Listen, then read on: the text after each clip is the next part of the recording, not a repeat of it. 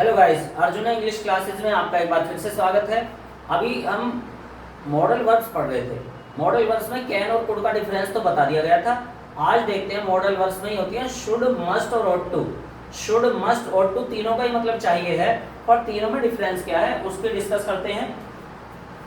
Should, must and ought to, इन तीनों को डिस्कस करेंगे।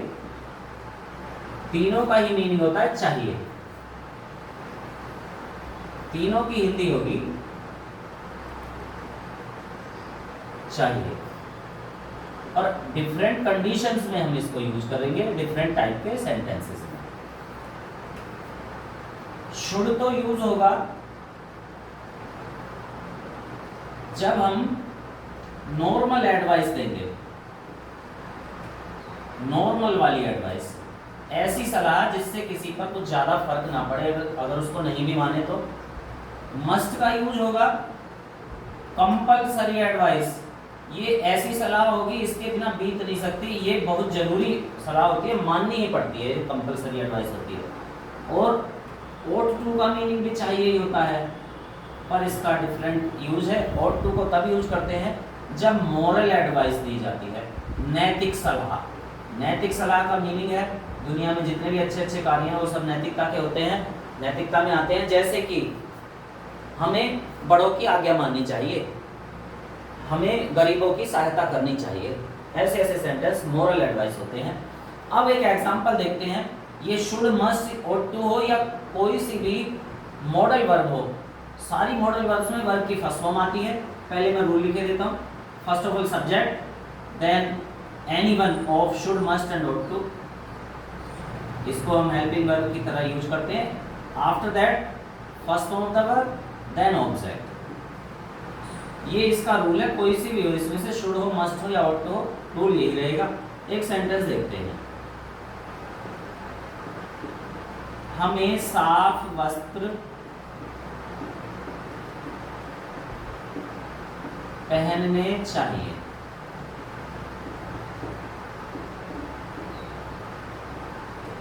देखो अब इसमें मस्ट या शुड में से हमको कोई सा एक देखना, या तो मस्ट लगेगा या शुड लगेगा। अब ये जरूरी सलाह तो है, पर इतनी भी जरूरी नहीं है कि इसके बिना बीत ना सके।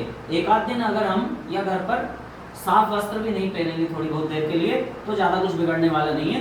तो ऐसी सलाह, इसको नॉर्मल एडवाइस बोलते हैं। तो ऐसी सलाह में हम शुड यूज करेंगे। वी शुड वियर, वियर होता है पहनना। पहले हमने सब्जेक्ट लगाया, फिर चाहिए की इंग्लिश लगाया शुड, फिर वियर लगाया पहनने की, वी शुड वियर साफ वस्त्र, ऑब्जेक्ट है clean clothes, we should wear clean clothes. जब जब पैसिव बनाते हैं मॉडल वर्ब्स का, तो पैसिव वॉइस की हेल्पिंग वर्ब जो एक्टिव में वही पैसिव में आता है, बस बी और लग जाता है साथ में। पहले ऑब्जेक्ट लाते हैं पैसिव में, जैसा कि आप पहले पढ़ चुके हैं पैसिव वॉइस की वीडियोज में। क्लीन क्लोथ्स ये ऑब्जेक्ट है तो पहले आएगा, उसके बाद हेल्पिंग वर्ब लगाएंगे शुड बी। वियर की थर्ड फॉर्म का यूज करेंगे worn, by we will change into us, इधर वी का अस हो जाता है। एक सेंटेंस और देखते हैं शुड का। हमें रोजाना अखबार पढ़ना चाहिए।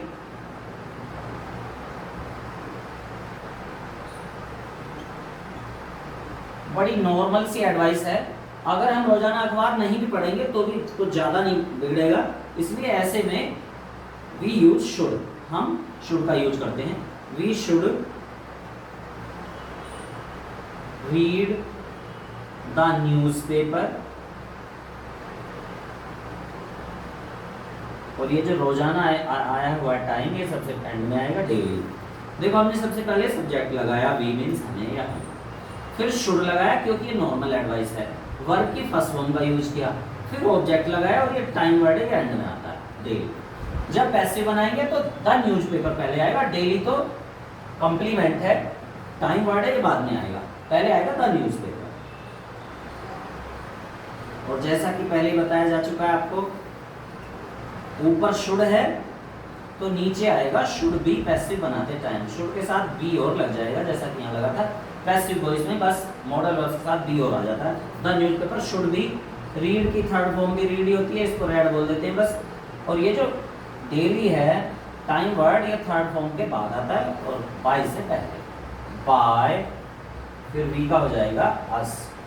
ये तो शुड का यूज हुआ, नॉर्मल एडवाइस में शुड का यूज होता है। अब कंपलसरी एडवाइस देखते हैं जिसमें मस्ट आना जरूरी होता है। जैसे कि थर्ड एग्जांपल देखते हैं हम, इसमें क्या है, हमें अपनी सीमाओं की रक्षा करनी चाहिए।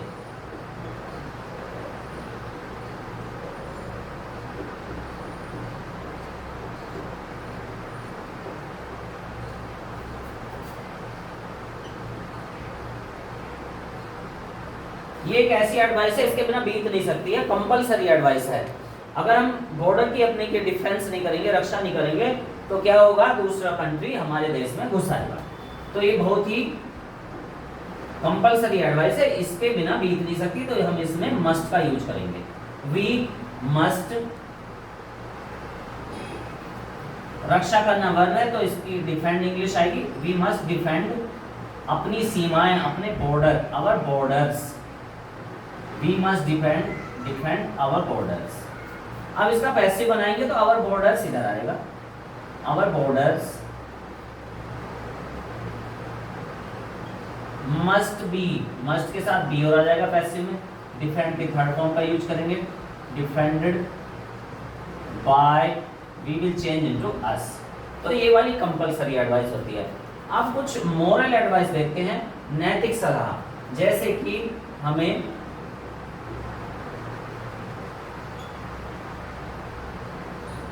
अपने बड़ों का सम्मान करना चाहिए।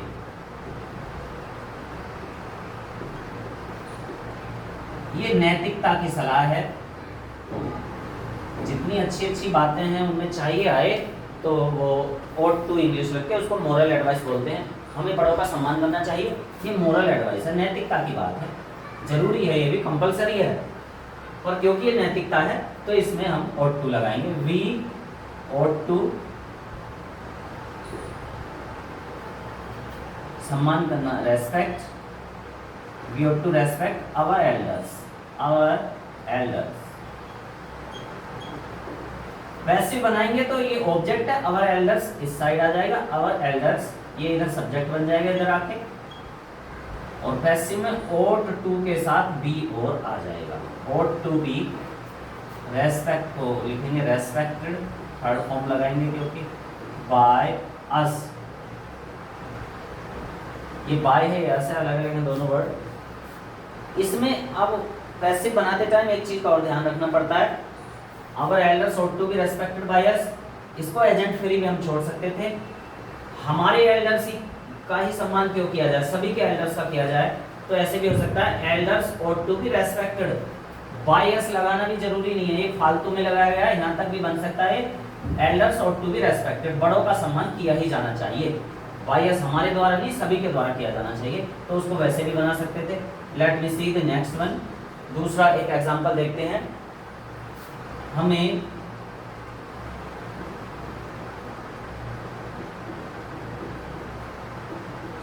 गरीबों की सहायता करनी चाहिए।